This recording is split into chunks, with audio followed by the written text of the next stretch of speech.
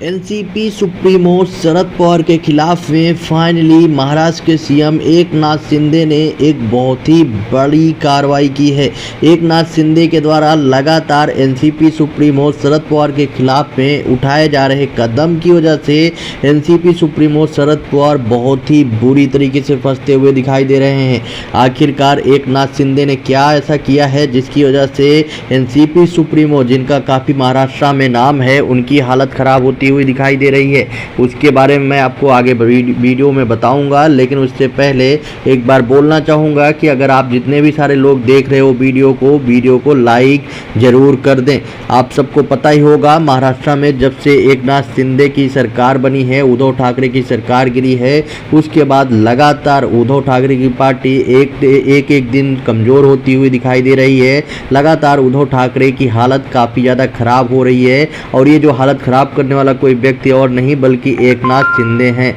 लेकिन सबसे बड़ी बात कि एकनाथ शिंदे ऐसा नहीं है कि सिर्फ और सिर्फ वो उद्धव ठाकरे की पार्टी को पूरी तरह से ख़त्म कर रहे हैं, बल्कि एकनाथ शिंदे के द्वारा लगातार एनसीपी सुप्रीमो शरद पवार की पार्टी के खिलाफ में भी बड़े कदम उठाए जा रहे हैं और एनसीपी सुप्रीमो शरद पवार की पार्टी को भी तोड़ने की कोशिश की जा रही है। अब इन्हीं सब चीज़ों के बीच में एक बड़ी अपडेट आ रही है, जहां पर बताया जा रहा है, ये न्यूज़ जो है लोकमत में आज ही छपी हुई है, जहां पर बताया जा रहा है कि ये कल की अपडेट है कि उद्धव ठाकरे की शिवसेना जहां एक बड़ी लीक का सामना करना पड़ रहा है, अब वहीं मुख्यमंत्री एकनाथ शिंदे ने एनसीपी अध्यक्ष शरद पवार को भी झटका दिया है। नवी मुंबई के 2 पार्षदों सहित 10 तालुका अध्यक्ष शिंदे समूह में कल शामिल हो गए हैं। ये एक बहुत ही बड़ी अपडेट है, जहां पे सीधा सीधा बोला जा रहा है कि नवी मुंबई के 2 पार्षदों सहित टोटल 10 तालुका अध्यक्ष जो है, उन्होंने एनसीपी सुप्रीमो शरद पवार की पार्टी से इस्तीफा दे दिया है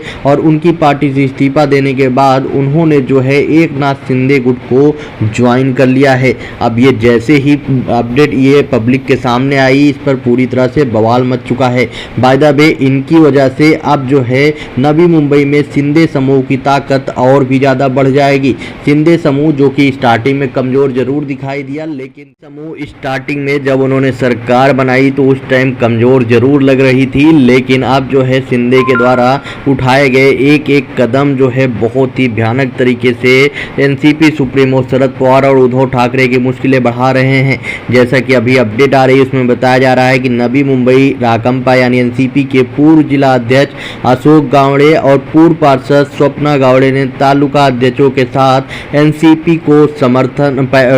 का साथ छोड़कर शिंदे समूह को ज्वाइन कर लिया है। हाल ही में अशोक गावड़े ने एनसीपी के जिला अध्यक्ष पद से इस्तीफा दे दिया था। जब से भाजपा के वरिष्ठ नेता गणेश नाइक ने एनसीपी को हराया है, तब से नवी मुंबई में पार्टी की ताकत बुरी तरह से कमजोर हुई है। एक समय की बात है जब नगर पालिका पर पार्टी का यानी कि एनसीपी का एक तरफा दबदबा था, एक तरफा इनकी जीत होती थी, लेकिन अब हालत ये हो गई है कि इनकी पार्टी के ही नेता सीधे सीधे जाकर बीजेपी को ज्वाइन कर रहे हैं या तो एकनाथ शिंदे को ज्वाइन कर रहे हैं। मैक्सिमम जो भारी मात्रा में लोगों को देखा जाए तो भारी मात्रा में मैक्सिमम लोग सीधे सीधे जाके एकनाथ शिंदे गुट को ज्वाइन कर रहे हैं और एकनाथ शिंदे गुट को ज्वाइन करने की वजह से लगातार एनसीपी सुप्रीमो शरद पवार और उद्धव ठाकरे की मुश्किलें बढ़ रही हैं। इधर जो है लगातार एकनाथ शिंदे के द्वारा उठाए जा रहे कदम की वजह से भी यहाँ पर एनसीपी सुप्रीमो शरद पवार की मुश्किलें बढ़ रही है।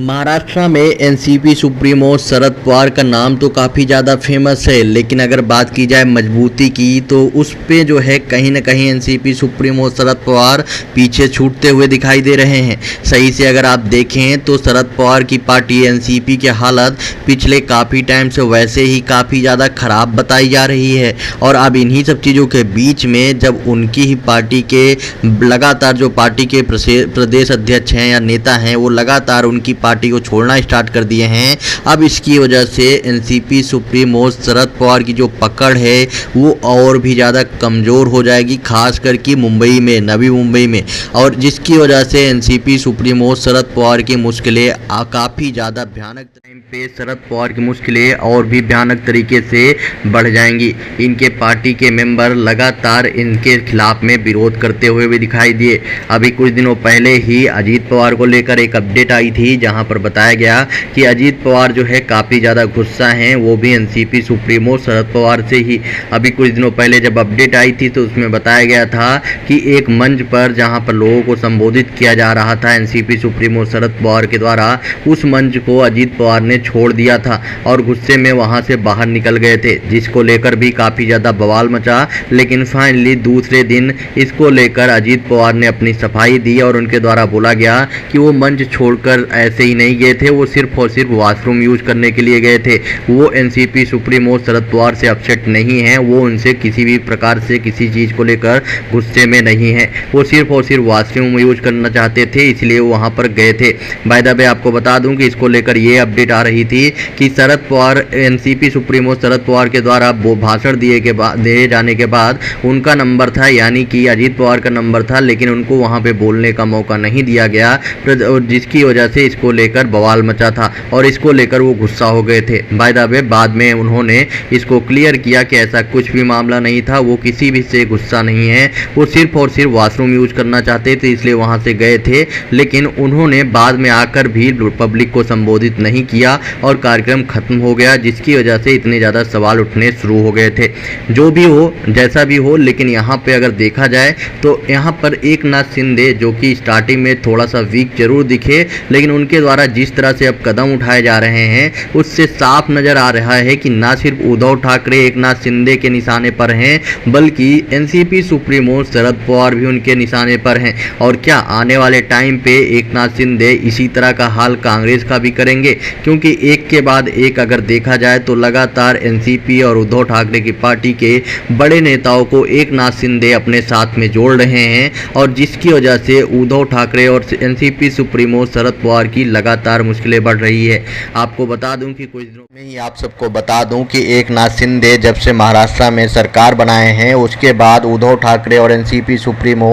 शरद पवार के द्वारा बनाई गई सरकार के दौरान जो भी फैसले लिए गए थे या जो भी फैसले पेंडिंग में थे, अब उन सब को लेकर लगातार एकनाथ शिंदे के द्वारा बड़े बड़े कदम उठाए जा रहे हैं और वो फैसले को भी चेंज किया जा रहा है। और साथ में ही जो मामले पेंडिंग में थे, जैसे कि सीबीआई ईडी के द्वारा जो छानबीन थी जो कि पेंडिंग में थी उद्धव ठाकरे गवर्नमेंट के द्वारा, अब उसको भी परमिशन दी जा रही है एकनाथ शिंदे के द्वारा। और लगातार उनके द्वारा बोला जा रहा है कि सभी की सभी केस की सही से इन्वेस्टिगेशन होनी चाहिए। अभी ताज़ा न्यूज़ सामने आई थी अनिल देशमुख को लेकर, जहां पर बताया गया अनिल देशमुख के केस में जो कि 100 करोड़ रुपए वसूली का केस, 7 करोड़ वसूली वाले मामले में अनिल देशमुख के केस में उद्धव ठाकरे के टाइम पर परमिशन नहीं दिया गया था सीबीआई को कि सीबीआई इसमें मुकदमा दाखिल करे। लेकिन फाइनली अब इस केस को लेकर भी एकनाथ शिंदे के द्वारा बड़ा कदम उठाया गया और एक कैबिनेट की मीटिंग बुलाकर यहाँ पर एकनाथ शिंदे ने इसकी परमिशन दे दी है।